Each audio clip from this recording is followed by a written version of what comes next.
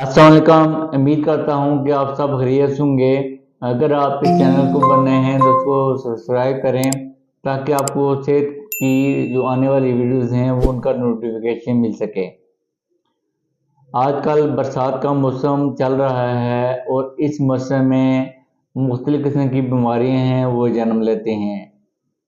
आज मैं इस वीडियो की मदद से आपको ये बताऊंगा कि आपने इस मौसम में बीमारियां जो होती हैं आम, उनसे बचाव के लिए क्या क्या एहतियाती तदाबीर करनी है। मोस्टली जो बारिश का मौसम है इसमें 4 किस्म की बीमारियां हैं वो ज़्यादा कॉमन होती हैं। पहली जो बीमारी है वो मच्छरों से मुतल्लिक़ है। दूसरी ये है कि हमारे जो गंदा आलूदा पानी है या खुराक है उसकी वजह से होती है। तीसरी जो बीमारी है वो एयरबॉर्न होती है और चौथी है वो हमारे जिल्द से मुतल्लिक़ होती है।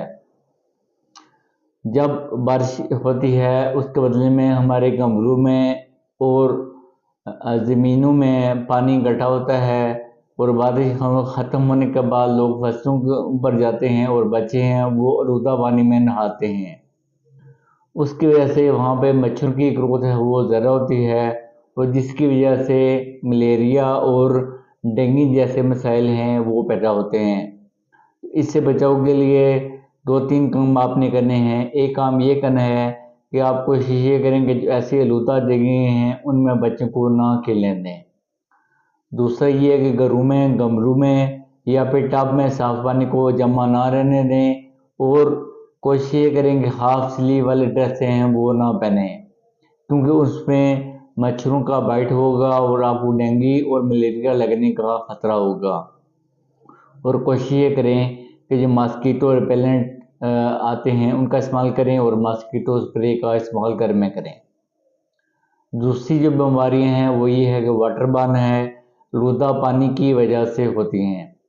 इसमें जो ज़्यादा कम है वो विब्रियो कलेरा है और हेपेटाइटिस ए है।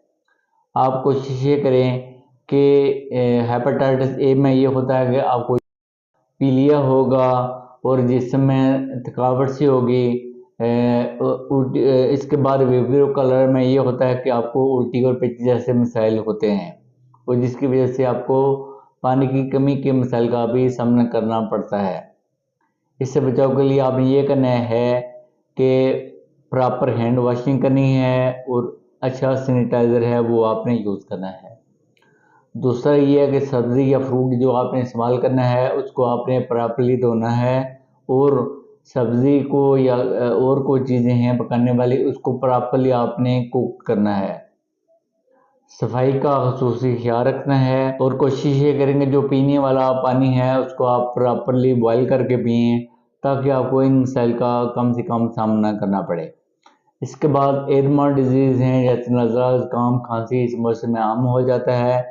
जिन लोगों को ये मसाइल हैं उनके पास अगर आपने जाना भी है तो आपने मास्क का इस्तेमाल करना है और कोशिश ये करेंगे जो हॉट वाटर है या फिर कॉफ़ी है, ग्रीन टी है, सूप है, इसका इस्तेमाल करना बेहतर है।